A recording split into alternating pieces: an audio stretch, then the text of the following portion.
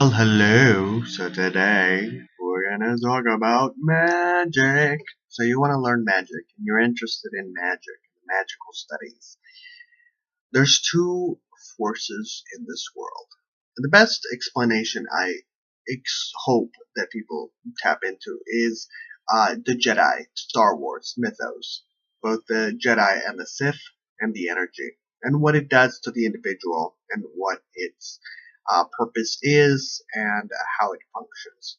So as you see in the characters within the Sith mythos and the Star Wars franchise, you see the dark energy and the dark powers. And they are formidable powers. They are powerful powers. But at the end of the day, they are aligned to darkness and they are aligned to negativity. Now, when it comes to the Jedi powers, you see the light side. You even see Luke uh, to the degree, and some hardcore Star Wars fans will tell you that Luke in the Star Wars canons has shown the abilities as the dark side, but to the degree that he is so aligned with the Force itself that it wields itself in light and power. So, what does that mean? For me personally, and my personal, before I continue on, my personal thoughts on it is there's darkness and light encompasses darkness. I think that darkness is nothing, and light is above darkness. That's my understanding. Out of out of out of light came darkness, and so darkness is encompassed by light. So when you're managing a situation, when you're asking for power, when you're hoping to align yourself, I you want to align yourself to life. You want to align yourself to the energy of the cosmos that is positive and fruitful and wants to bear life. So what does that mean? What does that mean? The energy of that is fruitful that wants to bear life. This energy is pure. It has no hatred. It has no anger. It has no guilt. It has well, maybe a little guilt, but it's a force of goodness. It's a force of goodness and power. And to the degree of growth and responsibility that a magician does in order to climb this ladder, and you can sacrifice. We'll talk about sacrifice. In dark element, in dark magic, you sacrifice something that is outside of yourself. And you constantly sacrifice inside of yourself.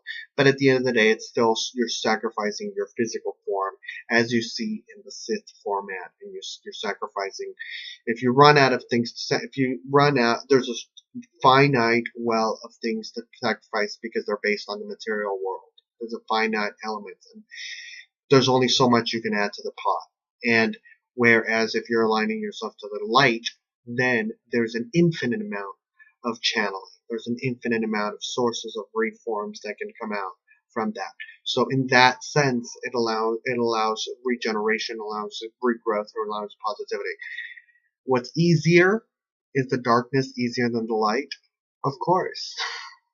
The darkness is so much easier than light because in the light you're having to sacrifice inward. You're actually having to sacrifice the darkness in for to reveal the light. So it can be a difficult process because there's various different elements of forces out there that are swaying manifestations of energy. There's people that are positive, people that are negative, people that have interpersonal desires.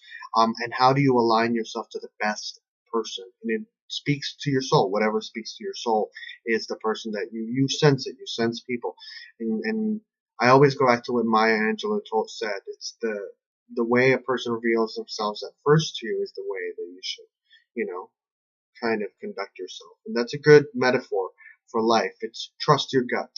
So if you're venturing into light positive, I recommend diving into your own interpersonal before you're going, out there and being like, "Ooh, what's up?" Try to dive into. I recommend Kabbalah and the power to transform everything, and also the power of Kabbalah. The Power of Kabbalah is the book that kind of set me in motion and sort of kind of placed me in a kidable format and said, like, this is how the world manifests itself.